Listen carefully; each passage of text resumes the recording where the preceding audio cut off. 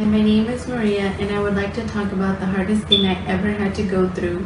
When I was 17 years old, a senior in high school, my boyfriend CHINO and I went through a miscarriage.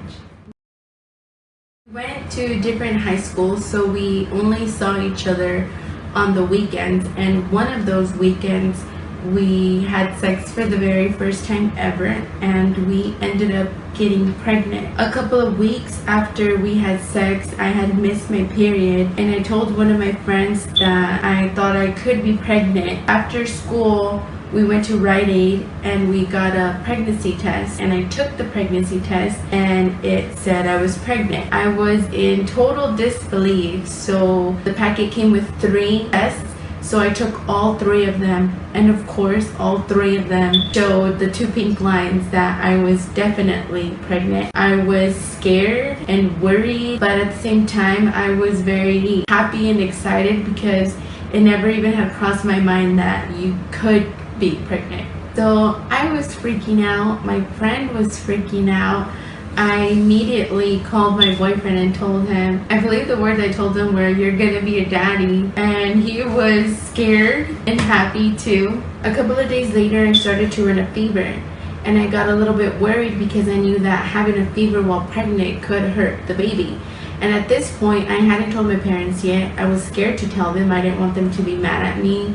I hadn't told anybody yet, but I called my sister and I told her to come over because I needed her to be there with me when I told my parents. So my sister came over and I was talking to her. I was explaining to her everything, that I was pregnant, that I had a fever, and we were both really scared to tell my parents. I was crying and she was crying, and we eventually called my parents over to my room. But at that point, we were both so scared and just crying so much that my parents were literally scared. They were worried. They were telling us, "What's wrong? Like, tell us what's going on. One of you guys please stop crying and tell us what was going on." So it took a while. We calmed down and I finally got to tell them I'm pregnant. And we had worked it up so much that my dad said, "That's it? I thought you were dying. I thought something was so wrong with you. Like, it's gonna be okay." And they hugged me and they said, "Don't worry about it. Like, we're glad you're okay," is basically what they said. And I told them that, I'm scared, I'm running a fever. So they said, "Okay, well, we need to get you to the hospital." We went into the emergency room and they checked me out. They said I was fine and the baby was fine. So about 3 weeks passed, and in that time, I was excited and happy, and I remember that I would talk to my baby. I would tell my baby good morning and good night and I love you and I can't wait to meet you. And I would oftentimes be talking to my boyfriend over the phone, so I would tell my baby, "Daddy said good night," and things like that. To me, at that time, I was already a mom. I had love for my baby. One weekend, my boyfriend came over. We were watching a movie, and throughout the day, even before he had gotten there, I was spotting a little bit and I had a little bit of cramps. I thought was normal, and I remember I had texted my sister and asked her, "Is this normal?" And I looked it up, and it was normal to have some spotting, to have some cramps, but throughout the day, the cramps got worse and the bleeding was heavier. So we were sitting there watching the movie, and I told my boyfriend, "You know what? I just feel like this isn't, normal, and I'd rather just be safe." So I told him, "I think we should go to the hospital just to make sure." And my dad and my mom drove my boyfriend and I to the emergency room, and his parents met us there. They did a regular belly ultrasound, and then they said that they needed to do a vaginal ultrasound. And then they had my boyfriend and I wait in the hallway, and we waited there for, it seemed like, a very long time. And then the doctor finally came over and he kneeled down to us. He said, "I'm sorry, we couldn't find a heartbeat." And literally my whole world stopped. I felt like my heart had sunk. I really didn't hear any other words after that. That's all that I heard, and I felt like I never had before in my life. I basically felt like I had gone through things in my life and my world kept spinning. My world didn't stop. But at that point, for the first time in 17 years, my world completely stopped.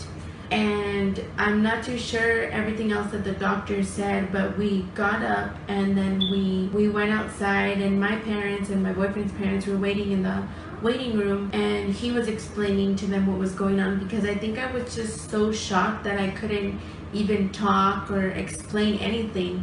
And he explained to them, what the doctor had said. So my mom right away said, well, we need to go get a second opinion and make sure. So we drove to another emergency room. They did everything, the urine test, the ultrasounds, and they ended up saying, you are going through a miscarriage. I was just so numb already at that point. All I was doing was just crying. 2 days after we went to the emergency room, I had a follow-up appointment, and the doctor said that they wanted to go ahead and do a DNC. And my mom was there with me at the follow-up, and she asked the doctor if there was something else, a different procedure or a different method, because she didn't want me to have to go through the mini surgery type of thing. The doctor said that he could give me some pills to kind of make everything come out, but he said that if everything didn't come out after they checked through an ultrasound,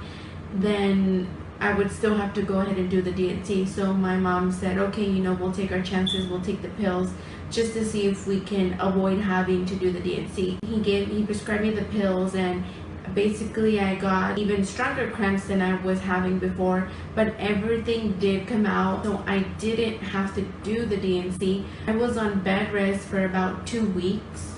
After the 2 weeks being on bed rest, I got the clear to go ahead and go back to school. But honestly, I felt like dropping out. School didn't matter, life didn't matter, and I didn't have my friends anymore. They weren't really talking much to me. The school counselors made it even difficult to go back because of how many days I had missed. So I didn't really even care anymore to go back.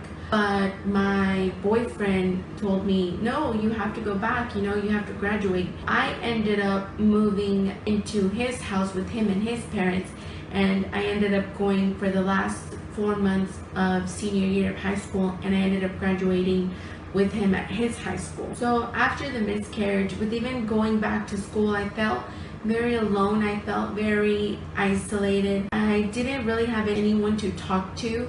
I had my boyfriend. I felt like he could understand me the most because we had went through the miscarriage together.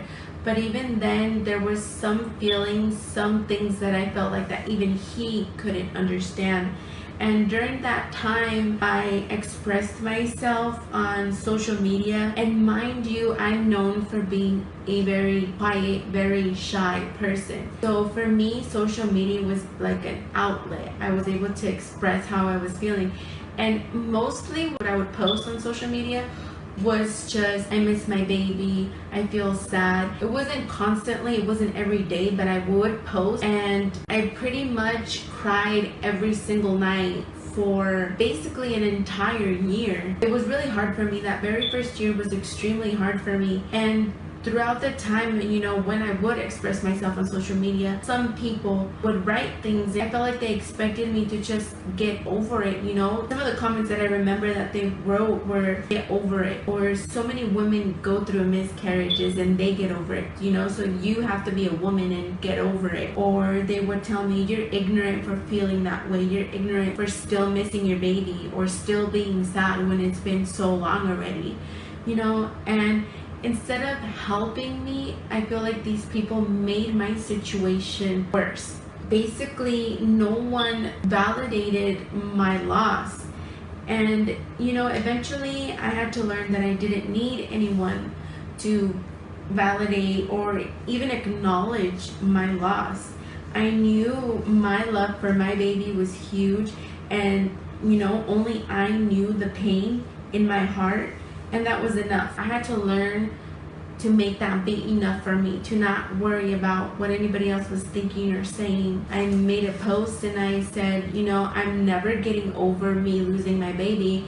And if that offends you or if that bothers you, then you can, unfriend me and you can not be a part of my life. Like, you don't have to be a part of my life, because me missing my baby and me talking about my baby, that's going to be forever part of my life. It was difficult. If there was anything that I could tell my younger self when I was going through my miscarriage, especially, that first year, is that it's gonna be okay.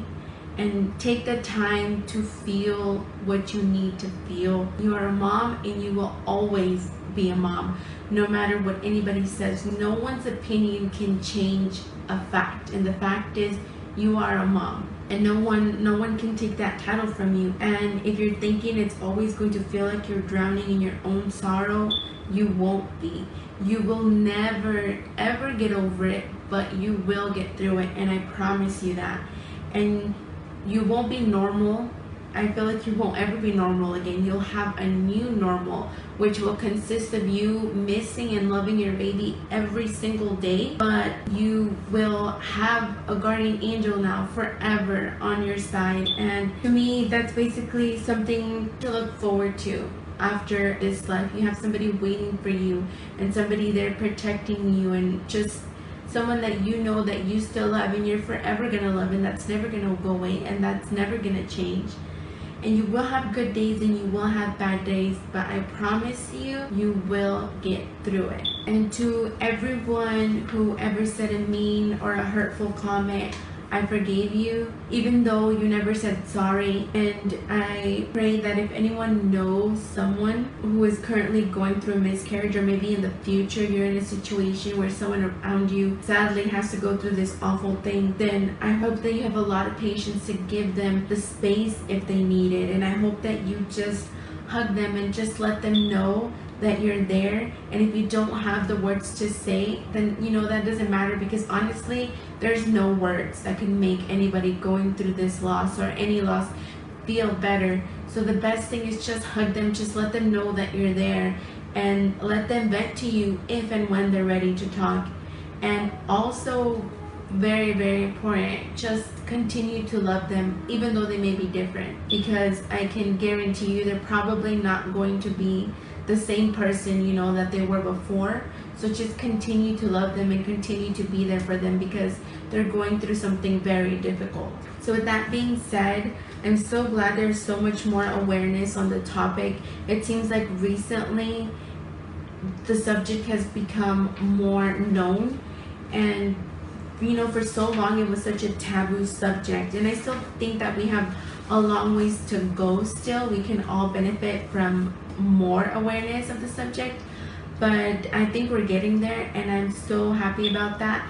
There's literally Facebook, Instagram, Pinterest, and baby and mom forums and support groups where there's thousands, if not more, of women who have gone through a miscarriage, and they're there to vent and talk and relate, and it's just so amazing to me.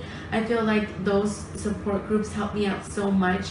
They share poems together, songs and lyrics, and so many things that you can just have somebody else who has gone through something very, very, very similar or exactly the same, and it just makes it so much easier, just a little bit easier, you know, than for you to have to go through it alone and not have anybody to talk to, or anybody who you can relate to. So I would really, really strongly suggest that if you have gone through a miscarriage, if you're going through a miscarriage, or if you want to like learn more on the subject, or how somebody's feeling, if you have somebody who has gone through that, then go there and see, because you know there's a lot of great women on there who can help you, who you can talk to. And I just want to say, you know, don't let anyone dismiss your loss. You make sure that you love your baby proudly. We're a whole angel mom community here, and don't feel like you are alone, because you are definitely not.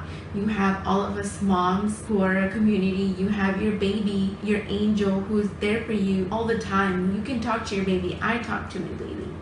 And so I just want to thank you guys so much. I hope that after watching this video, you have a little more understanding on the miscarriage subject, and you're able to spread positivity and kindness to those around you who have gone through something like this or any type of loss. And to those of you who need it, reach out for the help. The help is there. You are not alone. You have a whole community of angel moms. You can message me, you can comment me, and like I said, those support groups are amazing. Trust me, you will not regret it. Thank you for watching.